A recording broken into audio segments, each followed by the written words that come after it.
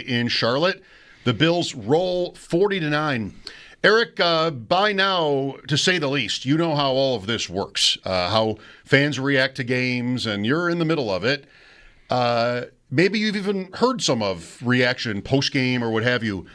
Would it surprise you, if you haven't, to know that fans are kind of like where they were already before the game, or, I don't know, I don't want to say too harsh, Bulldog, but there's been a critical air to the fans who are still wondering if they can throw the ball whenever it is they'll need to. Does that surprise you?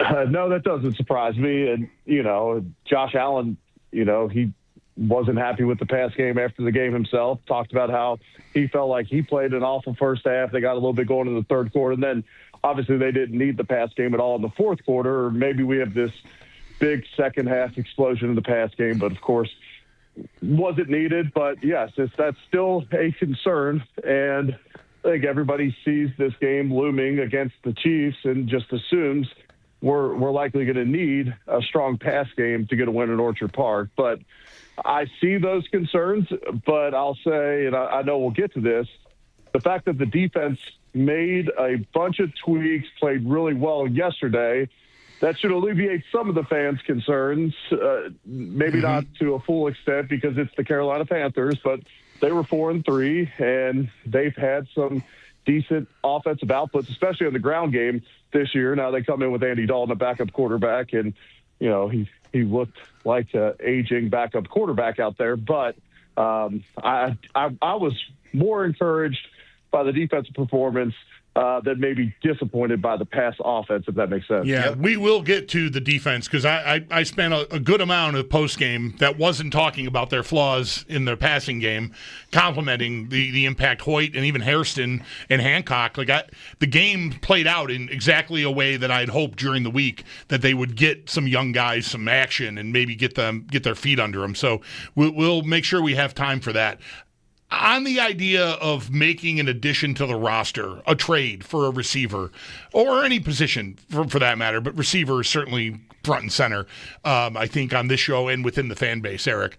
How much do guys within a team pay attention to whether or not, do guys on the team feel like, is there an awareness, we need more, we need another guy, because these guys are their friends, they're probably all rooting for one another, but there's also the big picture, and they're watching film and would see if guys are getting open or not, or if the quarterback is bailing out and giving up on things because he's lost faith in guys getting open. Basically, how much do you think guys on a team, in your experience, would quote unquote want a move for an upgrade at receiver? Yeah, initially you're like, how much do we focus on or talk about or think about it? I say not very much. There's so much on your plate each week. You understand as a player, unless maybe you're Josh or somebody, that's going to be completely out of your control whether we do something at the trade deadline. So it's almost like don't waste maybe your time and energy with that. Now, I will say, I believe it was Halloween, or at least I think we were trick-or-treating that day. Maybe it was just because it was a day off and we all went trick-or-treating. But I believe it was Halloween when we brought in Kelvin Benjamin. And it was one of those deals like, okay, we bring in a big-bodied receiver. Maybe he can help us down the stretch. It didn't pan out, but I remember being with some guys on the team when we brought Kelvin Benjamin in and having some excitement about it. And so, everybody wants to win. And to your point, there's friendships, there's development, there's all of that. But in the end, everybody wants to hoist the Lombardi. And if Brandon Beane and his staff can go out and make a move that can help make that happen, I think almost everybody besides maybe the position groups that gets that player, if it does happen, would be excited about it. And then it becomes, how quickly can we mesh this guy in? He hasn't, if he hasn't been in our system before, or he hasn't played in that position group before with these guys, how quickly can we get him up to speed and truly make an impact? And that's where, when you see some trades, like we saw a cornerback get moved today, and I'm not saying cornerbacks don't have to be on the same page as everybody else, but if you play man-to-man defense, guard your guy. That's your guy. You're out on the perimeter. If you were to stick, if we were to go out and get a guard at the trade deadline and he's playing between me and the tackle, we've never played together, it's going to take some time to get that up to speed. Oftentimes when you think of, a receiver, maybe a corner, at times at defensive linemen, those can be a little bit more plug and play. We've got a little bit more than a week before the deadline. It's next Tuesday. If you had to place a wager right now on them trading for a wide receiver, how would you bet? I would say yes. If I had to put it at a greater than 50% chance, is there juice on this? Do I have to take it? I was wondering how you were going to answer this. What kind of a bet? Oh, I was going to actually bet a quinella that they would.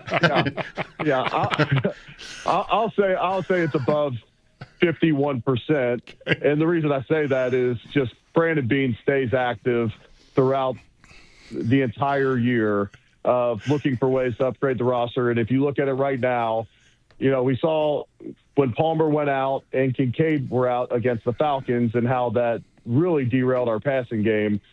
And you look ahead and just understand that injuries happen throughout the season. If you could bring in a guy that makes sense, I would put it at a 51% chance, but that's with absolutely zero insider info there. I would say it's above 60% that there's some type of move made, whether that's just getting another body along the defense, at the defensive tackle position.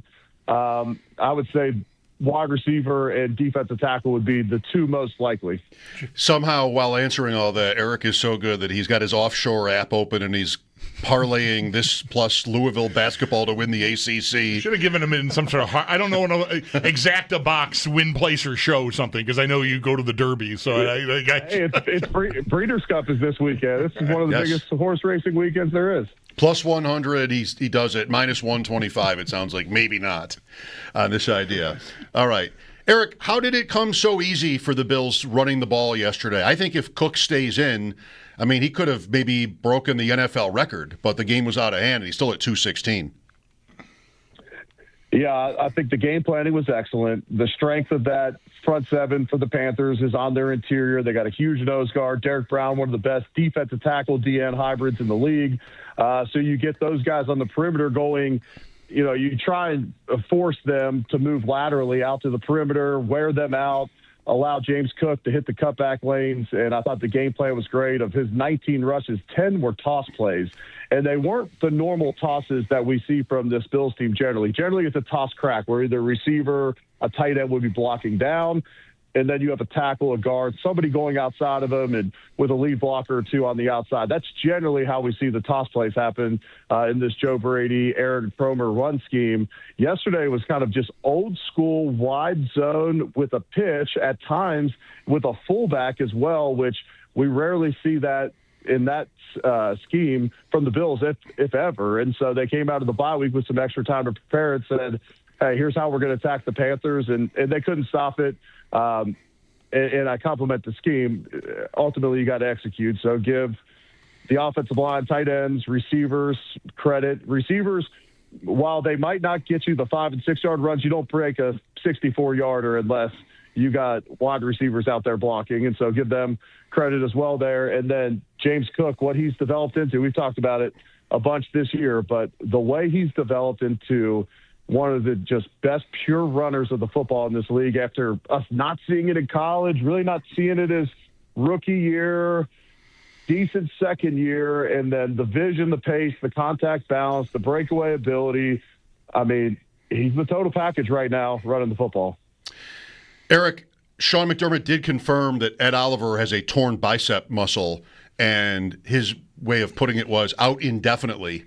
I don't know if you have a thought on, like, from some experience or maybe someone what kind of an injury that is for the long term. Like, are the playoffs realistic? If you even know, maybe everybody's different anyway.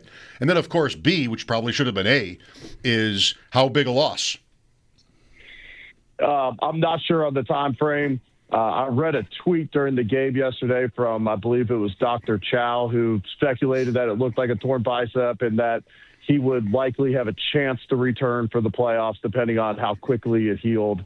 And so that would be the hope, because to answer the second question, it's a massive loss. It's a massive loss for a number of reasons. One, he's one of our best and most disruptive defensive linemen. He is our most disruptive defensive tackle on the roster.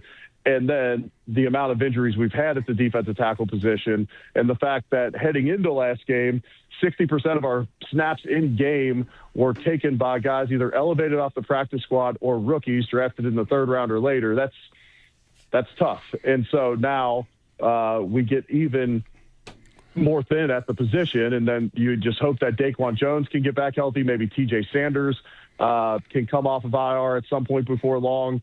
But you're going to need some bodies on the interior there. Now, when it comes to obvious pass situations, which becomes tougher to get there in an obvious pass situation when you're low on defensive tackles, but the fact that Michael Hoecht can rush from the interior at an extremely high level, I would say that, he's probably going to play that Ed Oliver role at the 3 technique on obvious pass downs. And then you'll either have Daquan or maybe you're in dime defense with just 3 defensive linemen. But it's a big loss, and I feel for him. He had played so good against Baltimore, has the foot injury in practice, and then coming back in, getting back in the flow of it, and then you get a sack on the first possession yesterday, and then just, it's wild. I saw the play happen. He essentially was tackled by the offensive lineman. There's no hold. He reaches out to try and get the ball carrier, and I saw him kind of stay down and go off, and I said, I don't like the look of that, and ended up being a torn bicep, which is just it sucks. If there is one sloppy way to put this, because there's nothing good about Ed Oliver getting hurt, at least the timing of it does allow for them to prioritize getting a replacement before the trade deadline, if they want to do that. Like if there's not someone out there on a practice squad that they can grab, or even in-house here. We've seen them elevate guys here, Jordan Phillips again in this game. But, Oliver is just he's a cut above everyone else at that position on the team. So I wonder how much urgency there might be for a move at that position, maybe even in lieu of receiver. I'm desperate for them to add a receiver to that group, but I would understand defensive tackle for sure at this point. And they have, a little more than a week now to try to figure out if they want to make a move there. Yeah, absolutely. And so whether that's, like you said, a move in free agency, trade for a guy, and then, with Deion Walker playing better and better as the season goes on, you feel pretty good about him at this point. You don't really know what you have with TJ Sanders coming back off the injury, just the inexperience and whatnot. Yeah. It's tough to miss all that time your rookie year and then come back in. Hopefully he can make an impact. And then if you can get Daquan Jones back, and then the combination of Zion Logue and Jordan Phillips, that's a group that you can win games with that group if your defensive ends are healthy and everybody else is, if that makes sense. Like, that's a group that works if you have Bosa and you have Hoyt and you have Epinesa playing at a high level and Rousseau playing at a high level. You think, okay, we can get by with that defensive line and win games and make an impact with that defensive line. But we all know, people are going to continue to get dinged up as the season goes on. Right. Hard to imagine from anyone involved standpoint, Hoyt's debut as a Buffalo Bill going any better, Eric. He was noticeable right away and really, a good showing. It was. And so in the preseason, we generally just saw him as just an inline defensive end. They were going to show their cards of how they're going to maybe use him on third downs and kind of move him around a little bit. The line games, the twists, let him stand up for half the time and just kind of move around. And he's going to end up being in the right position. He's an Ivy League guy. He knows where he needs to be on the play. But they give him some freedom to stand up, move around. And that's tough on an offensive line when you're trying to identify who's coming on each play.